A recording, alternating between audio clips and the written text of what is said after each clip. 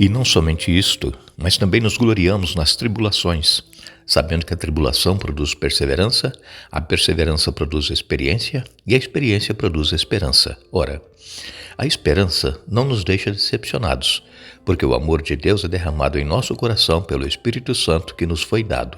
Romanos capítulo 5, versos 3 a 5. Oremos.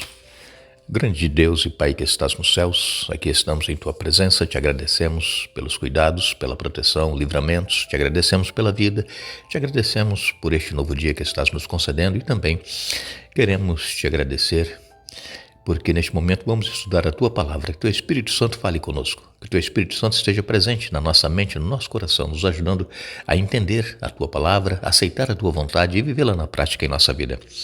Abençoa todos os que estudam conosco. Cada um tem a sua necessidade, seu problema, sua dificuldade. Tu conheces cada um. Dê vitórias, especialmente aqueles que nos escrevem pedindo orações. Atenda, Pai, conforme for a Tua santa vontade, cada pedido. Abençoes Edinalva Marinho. Ela pede que Tu abençoes também a neta Maria Eduarda, que hoje está aniversariando. Abençoes Irani Dourado.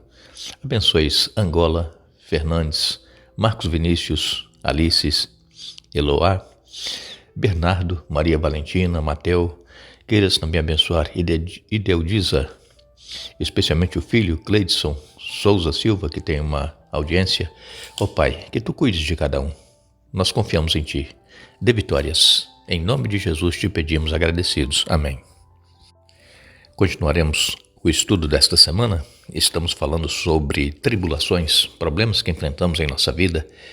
E muitas das vezes, irmãos, esses problemas que nós enfrentamos faz com que nós não sintamos a presença de Jesus ao nosso lado, querendo nos ajudar, mas nós, devido às lutas, os problemas que temos, nós ficamos querendo resolver sozinhos os problemas que estamos enfrentando.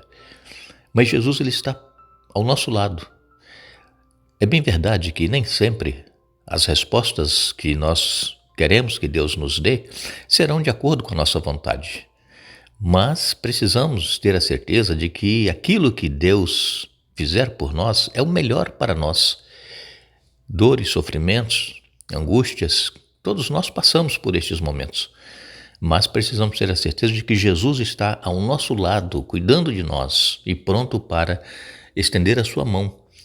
Falamos aqui ontem daquela mulher do fluxo de sangue que foi curada quando ela tocou nas vestes de Jesus, e não foram as vestes de Jesus que curaram aquela mulher. Foi a fé que ela teve e o poder que saiu de Jesus, porque ela tocou com fé. E Deus espera que nós também coloquemos a nossa fé em prática em nossa vida. Mesmo a gente não vendo que a solução virá da maneira como nós queremos, mas ter a certeza de que Deus está cuidando de nós. Nós temos um exemplo na Bíblia que também fala a respeito dessas tribulações que nós enfrentamos.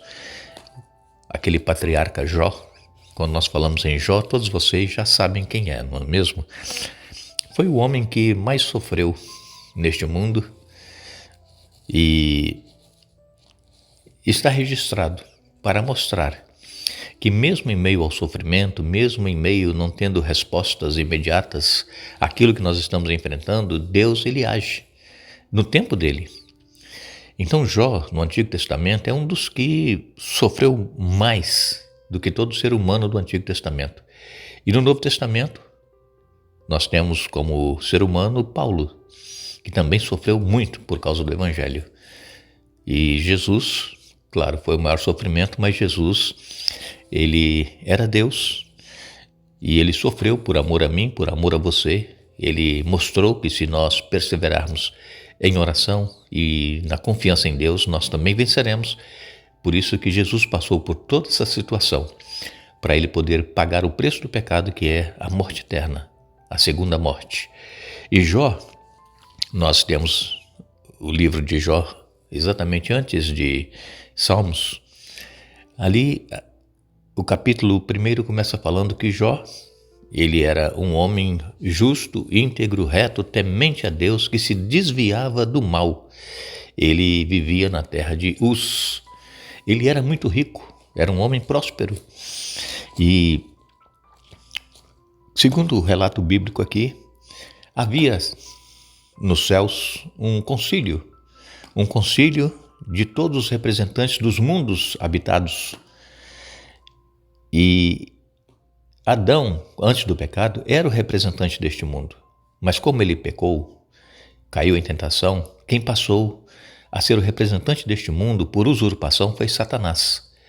E então, neste concílio, em que todos os representantes dos mundos iam à presença de Deus, Satanás também foi. E aí Deus pergunta para Satanás, de onde vem? Aí ele falou assim, de rodear e passear pela terra. Aí Deus pergunta, você viu o meu servo Jó? Aí Satanás, ele fala assim, mas também você dá tudo que ele quer. Quero ver se você tirar as coisas dele, se ele vai continuar sendo fiel, temente a Deus, se desviando do mal. E Deus permitiu que Satanás tirasse os bens materiais de Jó, perdeu todo o seu rebanho, gado, animais que ele tinha, e os filhos também, 10 morreram de uma só vez. E Jó começou a passar um momento muito grande de tribulação. Ele jamais imaginava que iria passar por isso, porque às vezes, irmãos, mesmo nós confiando em Deus, sendo cristãos sinceros, como Jó era, nós sempre pensamos assim, que os nossos recursos materiais também irão nos ajudar no momento de dificuldade. A gente sempre pensa assim. Existem pessoas que colocam as coisas materiais em primeiro lugar e esquecem de Deus. Mas aqueles cristãos fiéis, sinceros, tementes a Deus, como era Jó, e que têm posses materiais, ainda assim, confiando em Deus, confiam também nas posses, para recursos, para procurar cura, do tratamento, enfim, porque tem dinheiro. Mas Jó perdeu, então, os seus bens materiais, perdeu os filhos, e Satanás volta à presença de Deus e fala assim, mas se tocar na saúde dele, eu quero ver se ele vai continuar sendo fiel. E Deus permitiu que Satanás tocasse na saúde de Jó, mas que não tirasse a vida dele. E Jó foi acometido de uma chaga maligna, da ponta dos pés até a cabeça. E segundo a história, esse sofrimento de Jó com essa doença durou pelo menos 2 anos. E interessante, irmãos, que o relato aqui da Bíblia nos fala que mesmo Jó perdendo todos os bens, perdendo os filhos, perdendo a saúde, ele continuou sendo fiel e temente a Deus. Ele não era fiel a Deus pelo que ele tinha, mas porque ele era fiel a Deus.